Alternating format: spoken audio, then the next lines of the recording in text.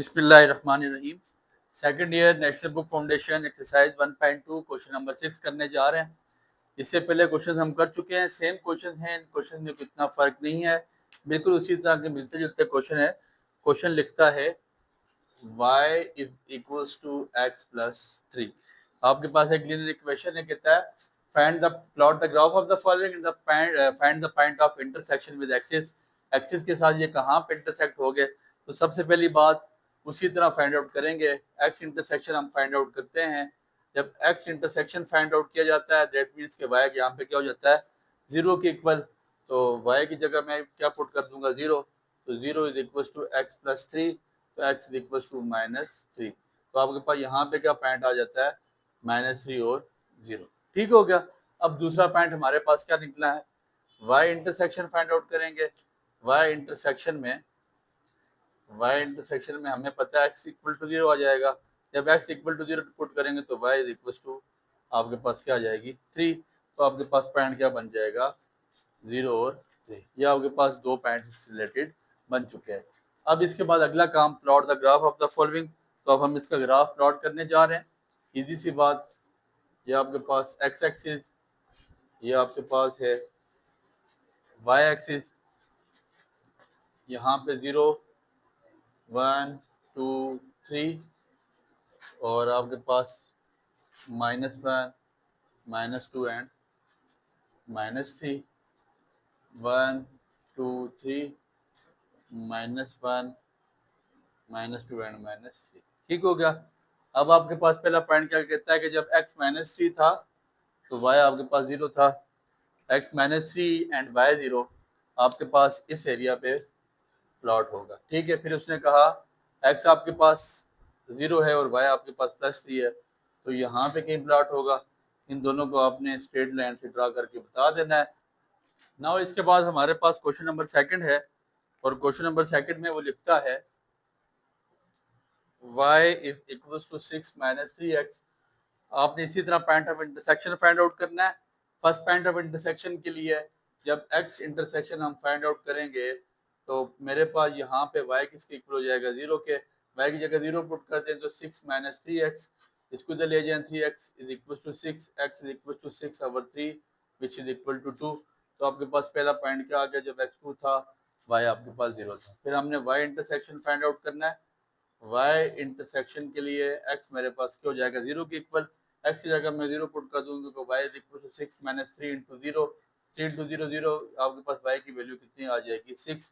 तो आपके पास दो पॉइंट्स बन जाएंगे, 0 और 6। ठीक है। नाउ अब हमने ग्राफ को प्लॉट करना है। तो ये आपके पास y एक्सिस और x एक्सिस आपने ड्रा कर दिए। आपको पता है सबसे बड़ी वैल्यू 6 है, तो इसको 6 तक लेके जाए। y एक्सिस का प्लॉट थोड़ा सा बड़ा रखिएगा, 3 4 5 और 6, -1 -2 -3। बाकी आपने अपने पास प्लॉट उसी तरह कर लेना है, 1 2 3 -1 -2 एंड -3। ठीक हो गया। अब आपके पास क्या है, जब x 2 था तो y आपके पास 0 था। x आपके पास ये 2 है और y 0 यहाँ पे आ जाता है। फिर आपके पास x आपके पास 0 था और y 6 था, ये आपके पास यहाँ पे आ जाता है। और इसका ग्राफ आपके पास ऐसे स्ट्रेट लाइन बनेगी। ठीक हो गया। इसका अपने पास आप स्क्रीनशॉट ले सकते हैं। बहुत ईजी से शॉर्ट से क्वेश्चन है। इस पूरे एक्सरसाइज में कुछ इतना खास नहीं है।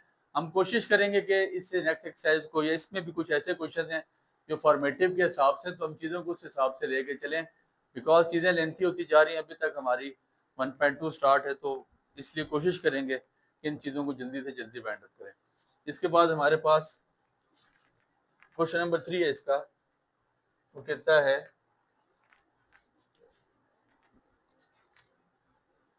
y is equals to x square minus 5x। Question number 3, y is equals to x का स्क्वायर माइनस 5x। ऐसे ही है, x का स्क्वायर माइनस 5x। सबसे पहले हमने y intersection x intersection find out करना है। x इंटरसेक्शन के लिए हमारे पास क्या आ जाएगा, y इक्वल टू 0 आ जाएगा। y की जगह जब 0 पुट करेंगे, 0 इज इक्वल टू x का स्क्वायर माइनस 5x।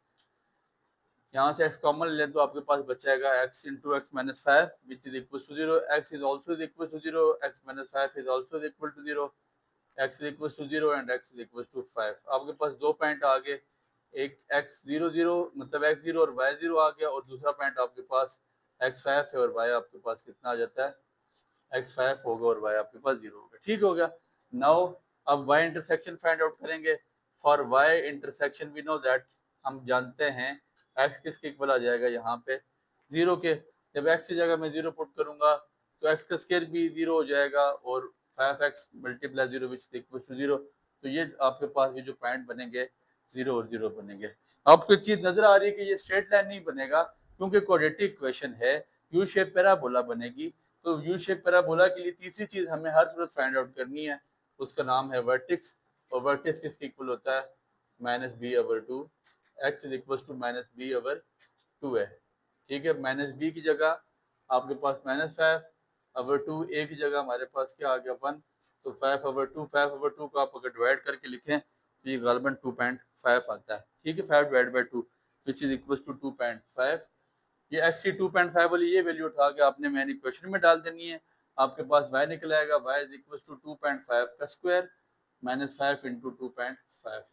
तो 2.5 का स्क्वायर गालबन ये आपके पास आ जाता है 5 पॉइंट कुछ, इसका आंसर तकरीबन 6.65 आ जाता है। और 5 मल्टीप्लाई बाई 2.5 लेंगे आपके पास, तो ये आपके पास आंसर आ जाएगा -6.25।